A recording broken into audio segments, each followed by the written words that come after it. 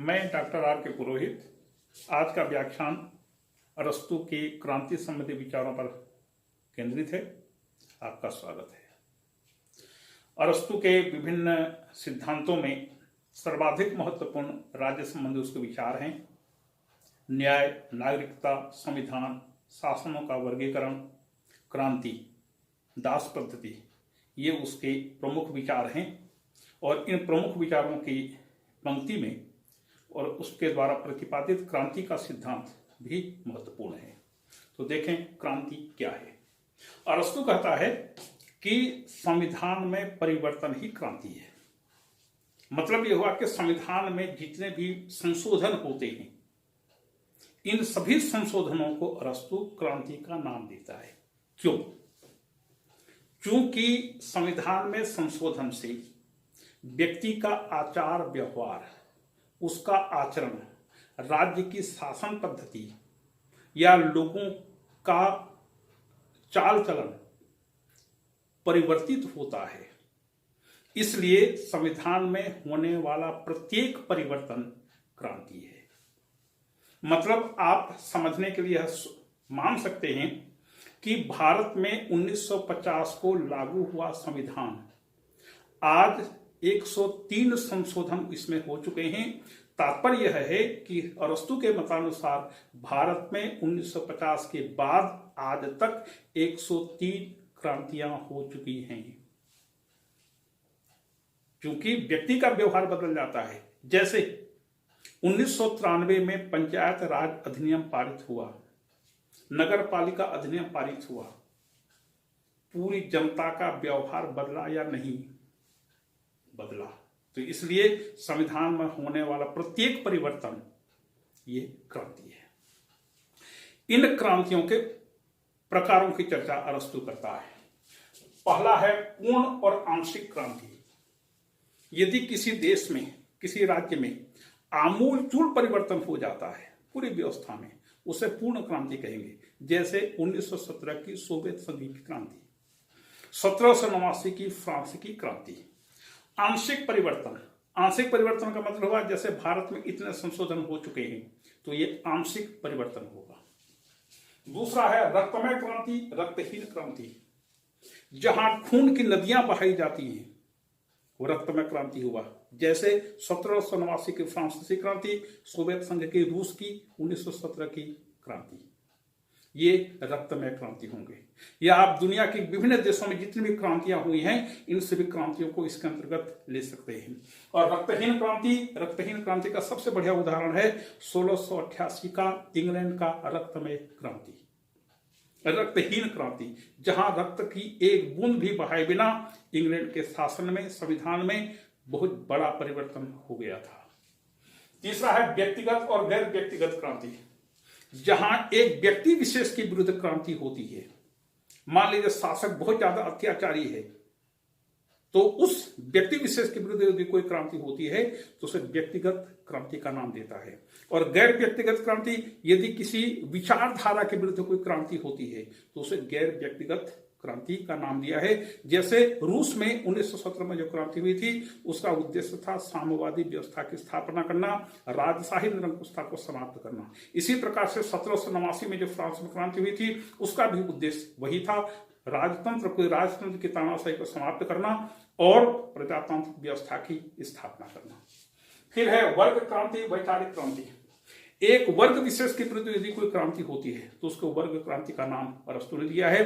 और दूसरा है वैचारिक क्रांति, विचारधारा की स्थापना करने के लिए यदि कोई क्रांति की जाती है तो उसे वैचारिक क्रांति कहते हैं। जैसे चीन में 1949 में प्रजातांत्रिक व्यवस्था को समाप्त करके साम्यवादी व्यवस्था को स्थापित किया गया था, विचारधारा की क्रांति। ये क्रांति के 4 प्रकार अरस्तु ने बताए हैं। इसके बाद अरस्तु क्रांति के कारणों पर प्रकाश डालता है। अरस्तु के मतानुसार क्रांति के 3 कारण होते हैं। एक मूल कारण, दूसरा सामान्य कारण, तीसरा विशेष कारण। इनकी विवेचना करें। क्रांति का मूल कारण है समानता की भावना। समानता की भावना, यह मनुष्य, प्रकृति ने सभी मनुष्यों को समान बनाया है, उनको अवसर की समानता मिलनी चाहिए। यदि किसी राज्य में व्यक्ति विशेष के विरुद्ध या एक वर्ग विशेष के विरुद्ध असमानता का व्यवहार किया जाता है, भेदभाव किया जाता है, उनको जितना मिलना चाहिए नहीं दिया जाता, उनको जितना हक है, अधिकार है, उतना उनको नहीं मिलता है, तो वहां पर क्रांति हो जाती है। ये क्रांति का मूल कारण है समानता की भावना, मतलब असमानता का व्यवहार क्रांति का मूल कारण है। दूसरा, क्रांति का सामान्य कारण। क्रांति के जो सामान्य कारण हैं, ये 15 तत्व अरस्तू ने बताए हैं। एक एक करके संक्षिप्त में देख लें। वैसे मैं आपको बता देना चाहूंगा कि इन सभी 15 कारणों को अरस्तू ने अपने पॉलिटिक्स में उदाहरण दे करके कोट किया है। मतलब यह है कि अरस्तू के समय में जो पूरे यूनान में या उसकी पहुंच जहां तक थी, इन सभी नगर राज्यों में चूंकि अनेक प्रकार की क्रांतियां होती थी, हो रही थी, हो चुकी थी, इसलिए अरस्तू इन सभी क्रांतियों के कारणों का अध्ययन किया और अध्ययन करने के बाद उसने ये सामान्य कारण की चर्चा की है। तो पहला है शासकों की धृष्टता। यदि शासक वर्ग उच्च श्रृंखल हो जाता है, तानाशाही बरतता है, जन कल्याण की भावनाओं को तिलांजलि दे देता है, तो क्रांति का ये पहला कारण हुआ। दूसरा है सम्मान की लालसा। जो व्यक्ति राज्य के प्रति सेवा करता है, अच्छा काम करता है, कुछ वह देन देता है, तो सम्मान की लालसा रखता है। ऐसे व्यक्तियों का सम्मान किया जाना चाहिए। लेकिन मान लीजिए किसी अपात्र व्यक्ति को सम्मानित किया जाता है और पात्र व्यक्ति की उपेक्षा की जाती है, तो ऐसे स्थिति में वहां पर क्रांति हो जाती है। तीसरा है श्रेष्ठता की भावना। समाज में रहने वाला एक वर्ग विशेष अपने आप को अन्य लोगों की तुलना में श्रेष्ठ समझता है, तो यह वर्ग अपनी श्रेष्ठता को बनाए रखने के लिए और अपनी श्रेष्ठता को स्थापित करने के लिए क्रांति कर देता है। फिर है घृणा। घृणा का मतलब है कि यदि शासक वर्ग आम जनता के प्रति घृणा का भाव रखता है, तो जिनके प्रति घृणा का भाव रखता है वह वर्ग आंदोलित होकर के क्रांति कर देता है। फिर है द्वेष।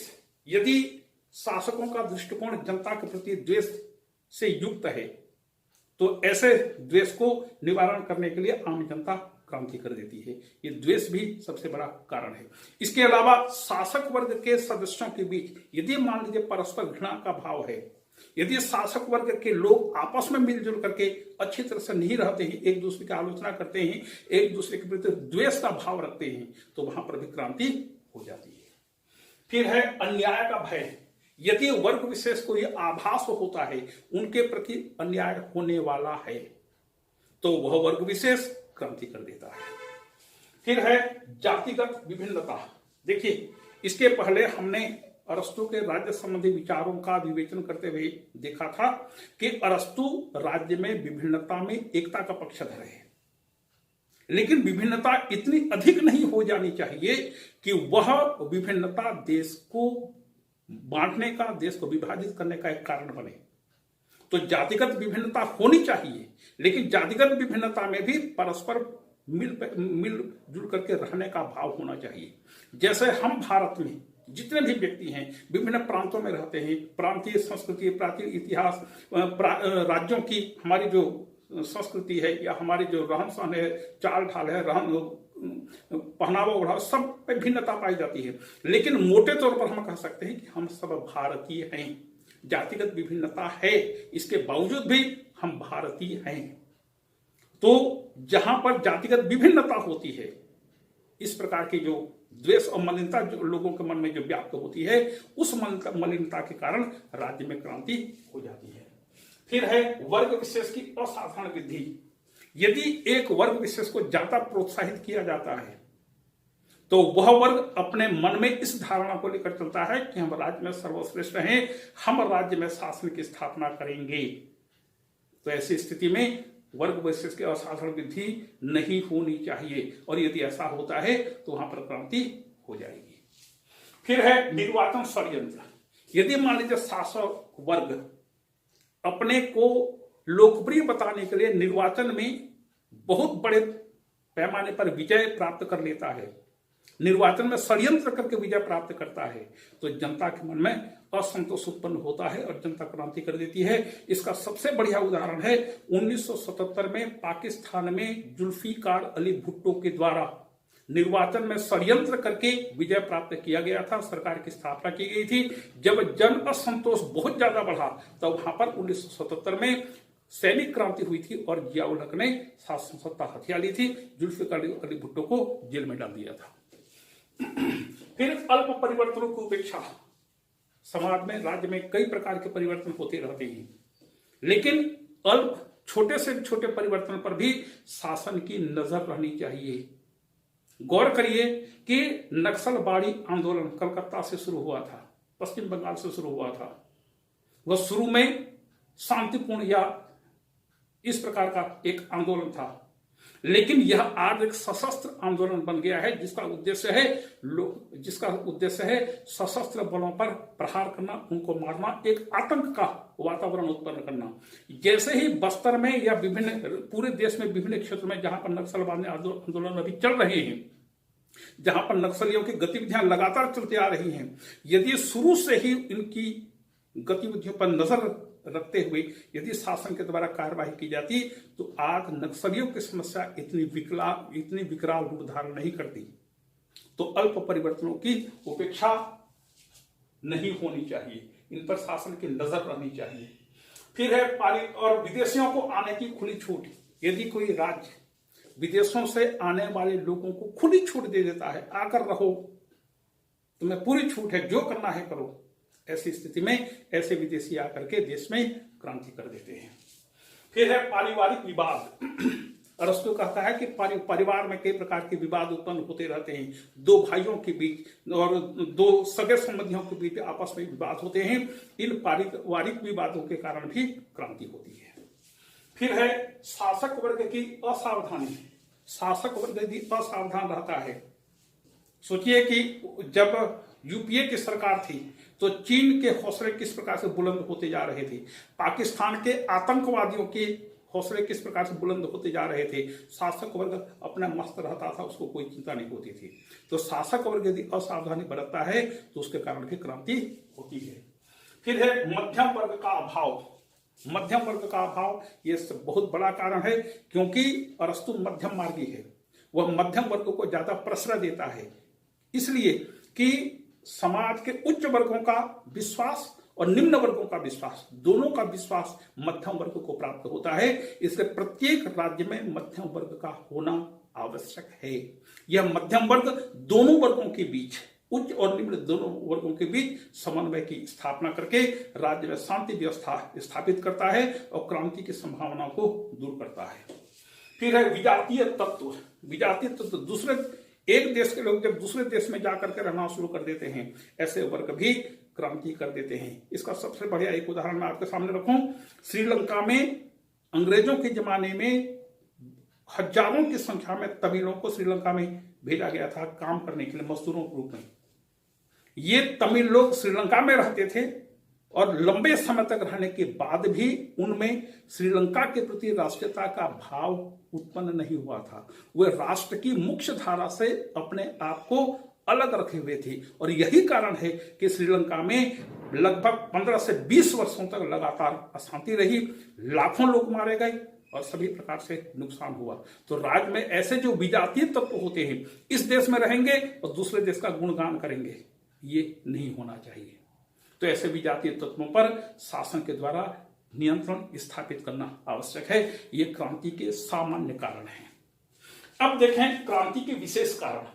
क्रांति के विशेष कारणों में विभिन्न शासन पद्धतियों में क्रांति क्यों होती है, तो उसमें पहला है राजतंत्र। राजतंत्र में क्रांति इसलिए होते हैं क्योंकि वहां पर पारिवारिक झगड़े, मान लीजिए राजा के या शासक के दो बेटे हैं, उनके बीच झगड़े हो रहे हैं, या अत्याचार, जनता पर अत्याचार यदि शासक वर्ग करता है और या जनता के प्रति घृणा का भाव रखता है, तो वहां पर क्रांति हो जाती है। फिर है कुलीन तंत्र में क्रांति के कारण। कुलीन तंत्र में क्रांति के कारणों में स्वार्थपरता है, निर्धनों पर अत्याचार है, परस्पर फूट है। यदि कुलीन तंत्र में आम जनता पर अत्याचार होगा तो वहां पर आम जनता क्रांति करेगी।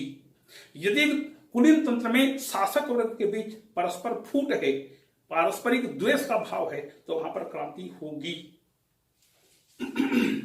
और प्रजातंत्र में क्रांतियों के कारण धनिकों पर अत्याचार। यदि प्रजातंत्र में धनी लोगों पर अत्याचार होता है, धनी लोगों के धन की रक्षा शासक वर्ग नहीं करता है, तो वहां पर क्रांति होती है।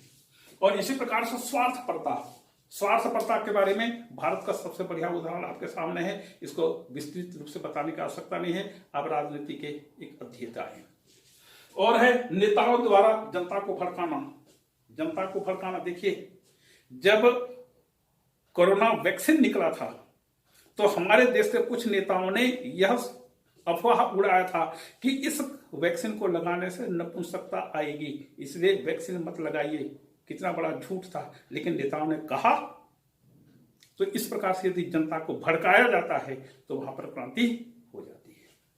यह है क्रांति के विशेष कारण जो राजतंत्र, धनिक तंत्र और प्रजातंत्र में देखे जा सकते हैं। इसके बाद अरस्तु क्रांति के निवारण के उपाय बताता है कि कौन कौन सा काम शासक वर्ग को करना चाहिए, कौन से व्यवस्थाएं करनी चाहिए जिससे क्रांति के कारणों को रोका जा सके। इसमें पहला है संविधान के प्रति आस्था। आज हमको आजाद हुए या संविधान लागू हुए 70 वर्ष से अधिक बीत चुका है। आज तक हम भारतीयों में संविधान के प्रति आस्था हम देख सकते हैं क्या? नहीं, क्योंकि पाठ्य पुस्तकों में हमको जो चीज पढ़ाया जाता है उसमें कहीं पर भी संविधान, राष्ट्र के प्रति आस्था का भाव, राष्ट्रीयता का भाव, नैतिकता की शिक्षा हमको नहीं दी जाती। तो शिक्षा व्यवस्था ऐसी होनी चाहिए जो लोगों में संविधान के प्रति आस्था उत्पन्न कर सके, उनमें राष्ट्रीयता का भाव आए, उनमें नैतिकता के गुणों का संचार हो, उनमें एक अच्छा मनुष्य होने का गुण विकसित हो। लेकिन भारत की शिक्षा पद्धति अभी भी इस काम में असफल है। तो संविधान के प्रति आस्था होनी चाहिए, इसके लिए एक अच्छी शिक्षा पद्धति का भी होना आवश्यक है। दूसरा, शक्ति पर नियंत्रण। किसी वर्ग विशेष यदि कोई शक्तिशाली हो जाता है तो उसकी शक्ति पर नियंत्रण होना चाहिए। शक्तिशाली होने के पहले उस पर नियंत्रण हो जाना चाहिए ताकि समाज का कोई भी वर्ग अन्य वर्गों से ज्यादा शक्तिशाली न होने पाए। तीसरा है सम्मान और पद का उचित वितरण। सम्मान का और पद का, अपात्र व्यक्ति को एक उच्च पद पर नहीं बिठाना चाहिए। और यदि कोई व्यक्ति शासन के प्रति, राज्य के प्रति, राष्ट्र के प्रति कोई अच्छा सेवा भाव व्यक्त करता है, कोई अच्छा काम करता है, तो उसको सम्मान दिया जाना आवश्यक है, उसको सम्मानित किया जाना आवश्यक है।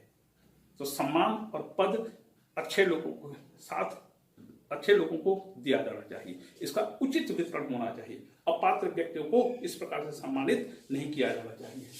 फिर है कानून की अवज्ञा के उचित ध्यान। जहां कहीं भी कानून का उल्लंघन होता है, कानून की अवज्ञा होती है, ऐसी घटनाओं पर तत्काल उचित कार्यवाही की जानी चाहिए। हम भारतीयों को दुर्भाग्य है कि पूरे देश में जहां कहीं भी असंतोष उत्पन्न होता है, प्रदर्शन, रैली या आंदोलन या धरना होते हैं, शासन उसको केवल शांति व्यवस्था का मामला समझ करके उसको टालने की कोशिश करता है। पूरे देश में अनेक प्रकार के आंदोलन होते हैं, अनेक प्रकार की हड़तालें होती हैं। शासन महीने, 2 महीने, 4 महीने, 6 महीने तक उन पर कोई रिएक्शन ही नहीं लेता, कोई कार्रवाई ही नहीं करता, क्योंकि शासन की नीति है जो भी है ऐसे धरना प्रदर्शन उसको लंबा खींचा जाए। लंबा खींचने से क्या होगा, उनका जो उत्साह है वो खत्म हो जाएगा और अपने आप यह आंदोलन खत्म हो जाएगा। तो यह धारणा भारत की राष्ट्रीय एकता के लिए बहुत खतरनाक है। इसलिए जहां कहीं भी इस प्रकार की कोई घटना होती है, तत्काल शासन को इतना संवेदनशील होना चाहिए कि उस पर तत्काल कार्यवाही की जा सके। एक लाइन में बोल दे कि ऐसा करना मुमकिन नहीं है, या हां या ना, एक बात। फिर है शासकों का उचित व्यवहार। शासकों का जनता के प्रति उचित व्यवहार होना चाहिए। फिर समानता का व्यवहार। समानता, प्रकृति ने मनुष्य को समान बनाया है, प्रत्येक व्यक्ति को अवसर की समानता मिलनी चाहिए। किसी का बहुत ज्यादा बढ़ा चढ़ा करके उसको उच्च पद दे देना या किसी के प्रति भेदभाव करना, पक्षपात करना, ऐसा नहीं होना चाहिए। समानता का भाव होना चाहिए। फिर सार्वजनिक संपत्ति का हड़पाना जाना। शासन का यह दायित्व है कि वह सार्वजनिक संपत्ति को न हड़पे। सार्वजनिक संपत्ति को यदि शासक वर्ग हड़पता है तो जनता में असंतोष का भाव उत्पन्न होता है और ये क्रांति का बहुत बड़ा कारण हो सकता है। फिर है अल्पकालीन पदाधिकार पद्धति। ये बहुत अच्छी बात अरस्तु ने कही। अरस्तु कहता है कि किसी भी व्यक्ति को एक पद पर 6 माह से अधिक समय तक के लिए नियुक्त करके न रखा जाए। आज के जमाने में ऐसा संभव नहीं है, लेकिन आप इसको इस रूप में ले सकते हैं कि किसी भी व्यक्ति को 1 साल या 2 साल से अधिक समय तक एक स्थान पर पद स्थापित करके न रखा जाए। हर साल या हर 2 साल में उसका नियमित रूप से स्थानांतरण होना चाहिए। नियमित स्थानांतरण होने से क्या होगा कि वह शुरू में 6 महीने तक उस काम को, उस क्षेत्र को, वहां के लोगों की प्रकृति को समझने में लगा लेगा और नया जगह है, उसको अपना एक स्थान बनाने के लिए कुछ गलत काम करने के लिए थोड़ा सा उसको बैकग्राउंड सीखना पड़ेगा, जानना पड़ेगा। तो यदि अल्पकालीन पदाधिकार पद्धति होगी तो इससे भ्रष्टाचार पर नियंत्रण स्थापित किया जा सकेगा। तो अरस्तु भी कहता है कि 6 महीने के बाद उस व्यक्ति को पद से हटा देना चाहिए या किसी दूसरे स्थान पर किसी दूसरे पद के रूप में उसको स्थापित करना चाहिए। फिर है प्रजातंत्र में धनिकों की रक्षा होनी चाहिए। धनिकों को सबसे बड़ा भय प्रजातंत्र में अपने धन की सुरक्षा के बारे में होता है, तो धनिकों की रक्षा होनी चाहिए। कुलीन तंत्र में और राजतंत्र में जनता के प्रति उचित व्यवहार होना चाहिए। जनता पर अत्याचार नहीं होना चाहिए, जनता का शोषण नहीं होना चाहिए। फिर गणमान्यों के मध्य विवाद न हो। राज्य में रहने वाले जो गणमान्य व्यक्ति हैं, इन व्यक्तियों के बीच कोई विवाद नहीं होना चाहिए। आतंक, भावी संकटों से आगाह करे। मतलब यह है कि शासक वर्ग थोड़ा सा कूटनीति से काम लेवे। यदि मान लीजिए जनता के मन में किसी घटना, राज्य में घटने वाली किसी घटना के प्रति आक्रोश है, तो जानबूझ करके कोई एक घटना क्रिएट करे ताकि लोगों का पूरा ध्यान इस घटना से हट करके उस ओर चला जाए। जैसे मैं आपको एक उदाहरण देता हूं। 1971 में पाकिस्तान में चुनाव हुए, उसमें बांग्लादेश का निर्माण नहीं हुआ था। पूर्वी पाकिस्तान में अवामी मुस्लिम लीग ने स्पष्ट बहुमत प्राप्त कर लिया। 169 में 167 सीटें जीत लिया और शेख मुजीब को राष्ट्रपति याह्या खान ने प्रधानमंत्री नहीं बनाया। षड्यंत्र किया। पूरे पाकिस्तान में आंदोलन होने लगे। तो जब बहुत ज्यादा आंदोलन होने लगे तो जनता का ध्यान इस ओर से हटा करके दूसरी ओर करने के लिए याह्या खान ने क्या किया, भारत के एयरलाइंस, इंडियन एयरलाइंस का एक विमान अपहरण करके उसको उड़ा दिया, जला दिया। तो लोगों का ध्यान उस ओर आकृष्ट हो गया। थोड़े समय के लिए आंदोलन थम गया। तो कहने का मतलब भावी संकटों से आगाह करे, शासक वर्ग का यह उत्तरदायित्व है। फिर आर्थिक असमानता में कमी होनी चाहिए। धनी और निर्धनों के बीच खाई बहुत ज्यादा नहीं होनी चाहिए। ऐसा नहीं होना चाहिए कि एक तरफ अरबपति खरबपति हों, दूसरी तरफ फुटपाथ पर रहने वाले लोग हों जो आने वाले कल की चिंता से युक्त हो। तो इतना ज्यादा अमीरी और गरीबी के बीच खाई नहीं बढ़नी चाहिए। इस ओर प्लेटो ने भी ध्यान आकृष्ट किया है। फिर मध्यम वर्ग का अस्तित्व। मध्यम वर्ग का अस्तित्व होना राज्य की शांति की, राज्य की सफलता की, राज्य की स्थायित्व की गारंटी अरस्तु देता है। यह है अरस्तु के द्वारा बताई गई क्रांति के निवारण के उपाय। कहना चाहिए कि अरस्तु का यह जो क्रांति का सिद्धांत है, जिसमें उसने क्रांति के प्रकार बताए, क्रांति के कारण बताए और क्रांति से कैसे बचा जा सकता है, इसको उसने बताया। उसके व्यापक और विशद अध्ययन का यह निष्कर्ष है। और इस प्रकार से मैक्सिक कहता है कि आधुनिक राजनीति विज्ञान क्रांति के उपायों के, क्रांति के विश्व के प्रतिकार के लिए इतने अधिक विश्वसनीय उपायों का निर्देश नहीं कर सकता। निश्चित रूप से आज तक जितने भी विचारक आए हैं, कोई भी विचारक अरस्तु के अलावा क्रांति पर अपना विचार व्यक्त बहुत कम रूप में किया है या नहीं के बराबर किया है। यदि शासक वर्ग इन सभी तथ्यों पर ध्यान देकर के शासन करे तो निश्चित रूप से राज्य में क्रांतियां नहीं होंगी और राज्य में एक सुखमय वातावरण की स्थापना बनी रहेगी। आप सभी को धन्यवाद।